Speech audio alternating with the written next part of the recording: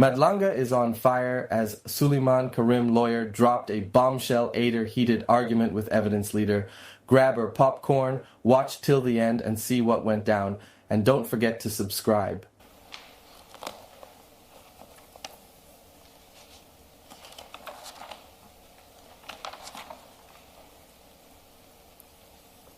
And I'll just make one last point, because I mustn't, for the sake of completeness, on page 25 on the debate in paragraph 71,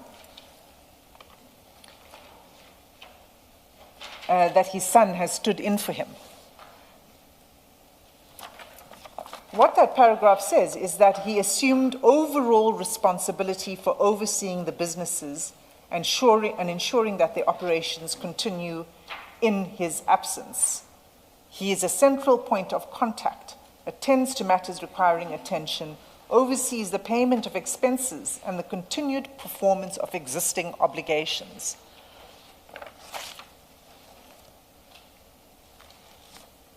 And then read that with 67.3, which my learned friend went to explain, well, that the role of the son is that he doesn't make strategic decisions. Well, yes, that's true. 67.3 says he does not make strategic decisions or decisions concerning new business.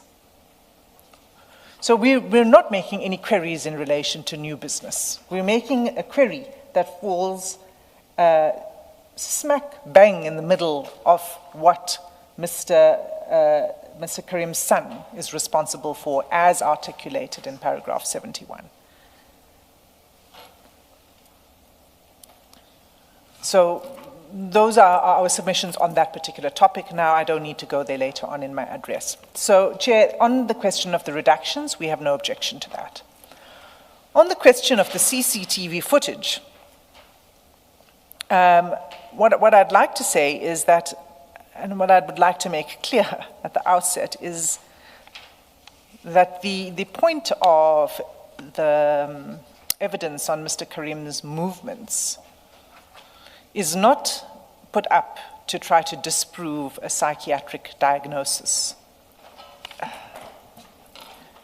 It's not put up to... Chair, I must just interject. I apologize. It slipped out. This is now the second incident where slippage is occurring. It happened the last time as well. And I would ask through you, Chair, that the evidence leaders please pay extra special, careful attention to the choice of words, because of the exact reason we asked for an in-camera hearing. This is now the second occasion it's happened. Chair, may I apologize? It's in the course of speaking off the cuff. It should not happen. It simply should not. And as Mr. Premier says, this happened at the last hearing. Mr. Shaskalson did exactly the same thing. I'm aware. It should not happen.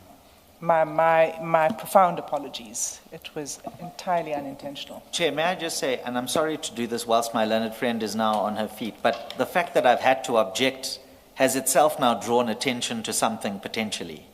And so my client's rights are now really being prejudiced because, and I make no statement about Ms. Hassam, who is a consummate professional, and I fully accept it might have been an accidental slip.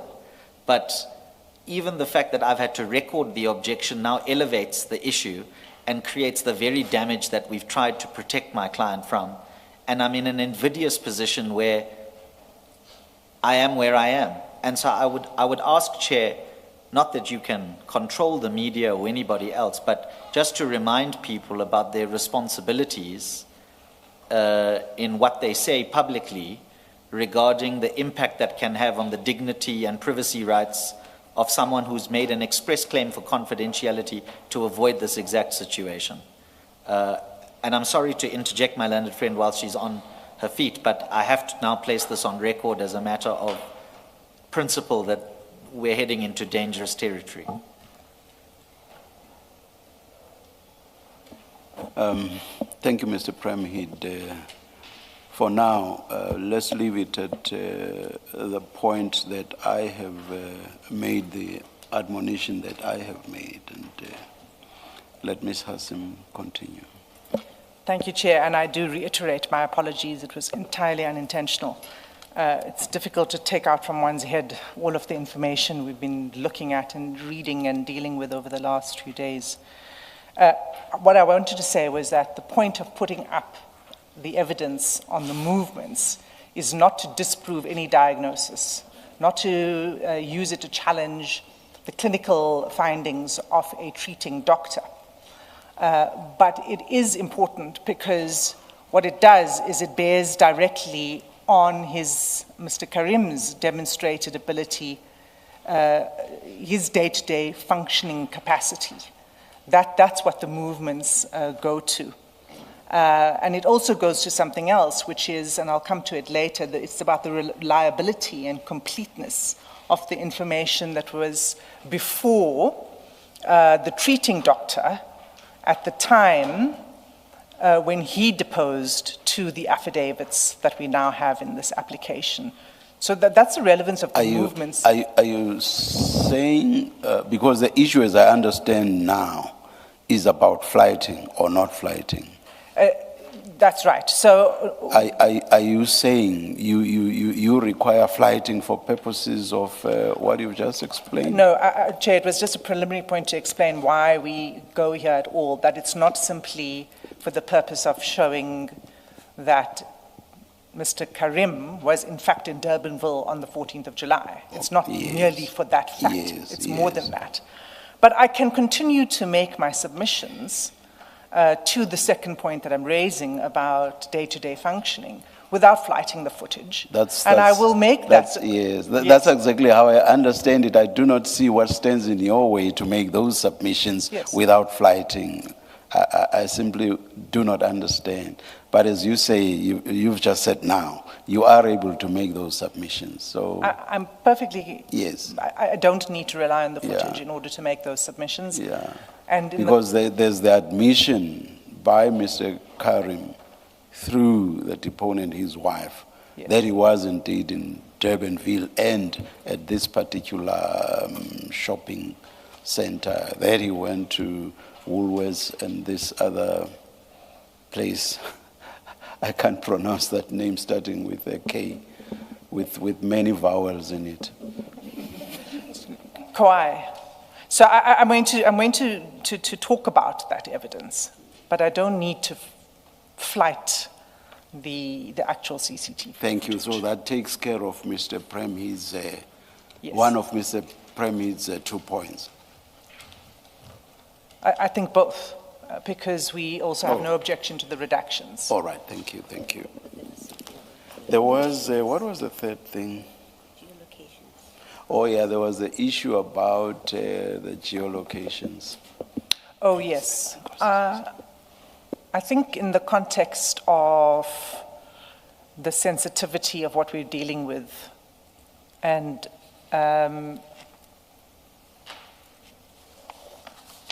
perhaps, Chair, I should just refer to the ruling that you made yesterday. Flawed factual foundation. So that's another reason we say that the independent medical opinion is required.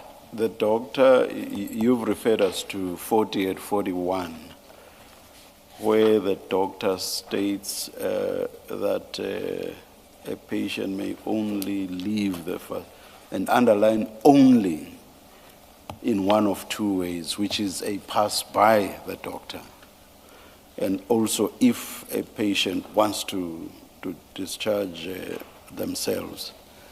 But in the later, should I call it what, a supplementary affidavit? In that one, the doctor now makes a suggestion that other people may, I hope I understood it correctly, other people may, I don't know whether actually issue passes or allow a patient to go out, but other people now are involved, whereas in 40 he said only. Only one of 2 ways, a pass by the doctor or. So now what the doctor says, and it's at paragraph 16 specifically, is that if he's not available, then the nurses will authorize. That's the point I'm making. Thank you. Yes. So, which is a very fundamental change from the first affidavit.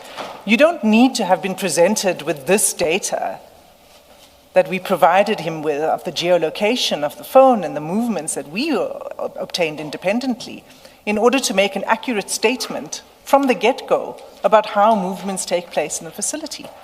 And it is quite telling that you have these movements in the allegations on Mr. Carrim's side, not by one person only. The second wife also moves or changes her allegations once confronted by facts that contradict what she says.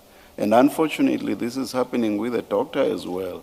A patient may lawfully leave the facility in only one of two ways. But later, once we have the geolocation and the times when Mr. Carrim would be out of the facility, and suggestions of much, much longer times than what we were made to, or given to understand, the doctor as well, just like the first wife, moves and changes, and now tells us about the possibility of nurses also issuing passes. So we didn't ask for the specific question of passes to be addressed in the founding affidavit. That was done of the doctor's own volition. So if the doctor is providing an account of how the system works, why was that not part of the account in the first place? Why did it come up only when presented with different evidence? The second thing is that, that's why I read it out earlier and said he said so in terms that the facility records will show entry and exit. That changes in the second affidavit. And you'll find that at paragraph 18 of the supplementary affidavit. That's at page? Page 84, I'm told.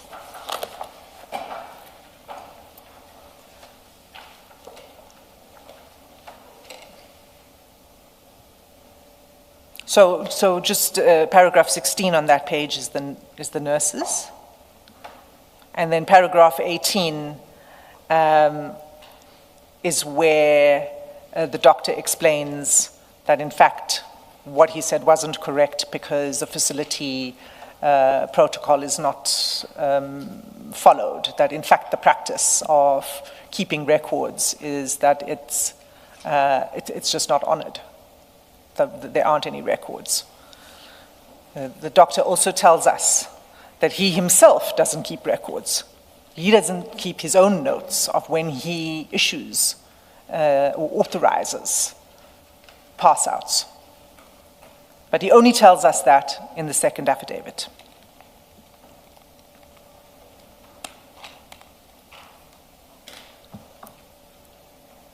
Sorry. Bear with me, Chair, please. I'm trying not to make a mistake again, so I'm going a little more slowly. The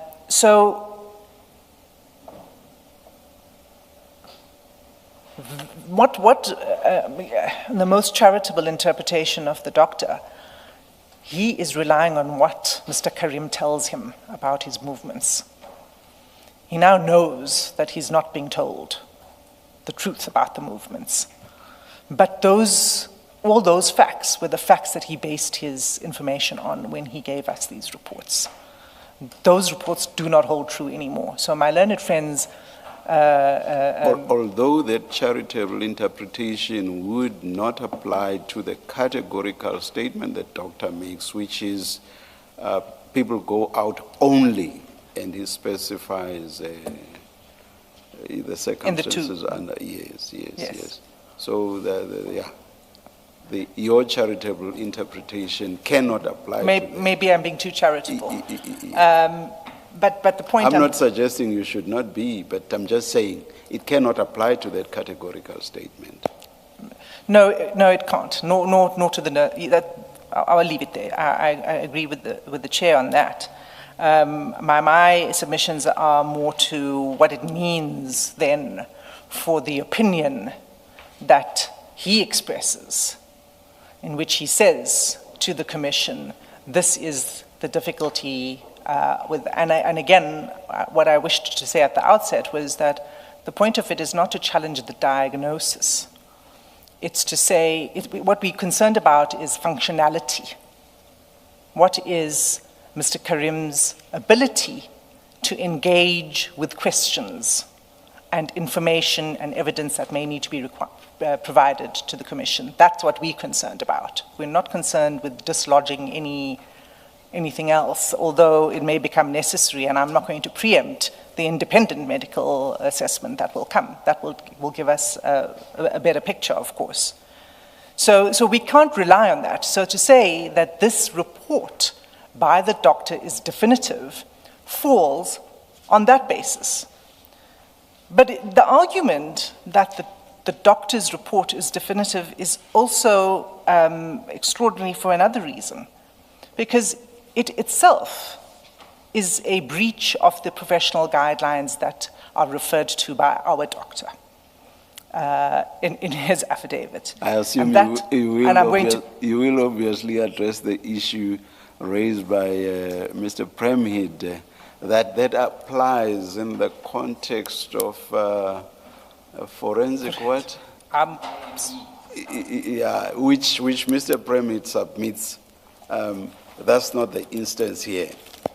In fact, it's exact opposite. It is exactly the circumstance here. I'm coming to that doctor's report, but it's precisely, those guidelines were prepared for precisely the scenario that we're facing today. So I'll come to that. For now, what I wish to say... I must say, I didn't quite understand why this is not forensic, and which is why I put the question to Mr. Premhid, but we'll hear you when you get there. Thanks, Chair.